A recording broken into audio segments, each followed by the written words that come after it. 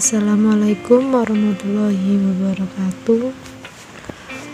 Saya Erla Desita Cahyani dengan NPM 221070006. Di sini saya akan menjelaskan tentang materi politik etis.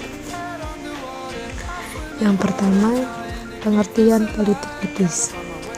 Jadi, politik etis itu adalah sebuah upaya politik balas budi pemerintah Belanda kepada rakyat bumi buta yang telah diperas sehingga menjatuhkan taraf hidupnya.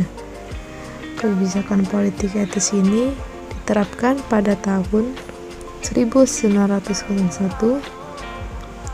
Kebijakan ini adalah gagasan dari Van Deventer. Selanjutnya, latar belakang politik etis. Latar belakang politik etis itu yaitu penindasan serta penekanan yang dilakukan oleh pemerintah kolonial saat itu membuat rakyat mengalami kerugian baik dalam segi materi maupun tenaga. Tanam paksa yang diterapkan tak hanya mewajibkan rakyat menanam komoditas ekspor yang berharga baik pemerintah kolonial. Jadi, dengan penindasan yang dilakukan oleh pemerintah membuat rakyat mengalami kerugian baik dalam segi materi maupun dalam tenaga. Selanjutnya, tujuan politik etis. Tujuan politik etis ini yaitu sebagai bentuk balas budi bangsa Belanda kepada penduduk Indonesia.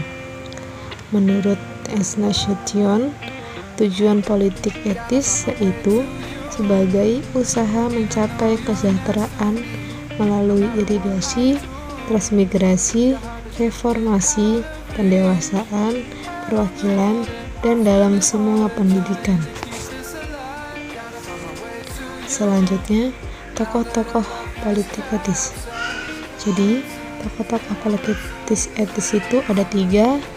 Yang pertama ada Peter Broshoff.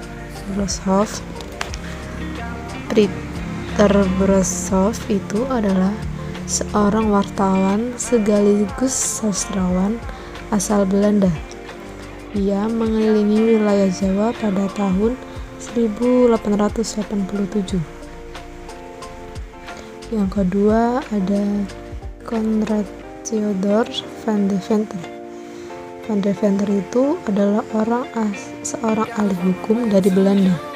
Ia datang ke Indonesia menjadi seorang pengusaha perkebunan. Yang ketiga ada Edward dan Ernest Dawes Dekker. Edward Dawes Dekker itu memiliki nama lain yaitu Multatuli. Ia adalah seorang yang menulis sebuah buku bernama Max Havelaar. Buku tersebut menjelaskan tentang bagaimana masyarakat terlihat terhimpit. Selanjutnya, dampak dari politik etis. Jadi, politik etis itu memiliki dampak, dan dampaknya ada 3. Yang pertama, munculnya kalangan terdiri dari rakyat Indonesia. Yang kedua, terbangunnya saluran irigasi pertanian dan perkebunan. Yang ketiga, terjadinya perpindahan penduduk dalam proses transmigrasi. Dan selanjutnya, yang mencetuskan politik etis itu ada Konrad Theodor van Deventer. Itu yang pelopor tokoh politik etis. Dan salah satu pemikirannya yakni masyarakat pribumi harus mendapatkan pendidikan yang layak. Kemudian melahirkan trilogi atau Trias Politica sebagai implementasi kebijakan politik Belanda sebagai politik utang budi.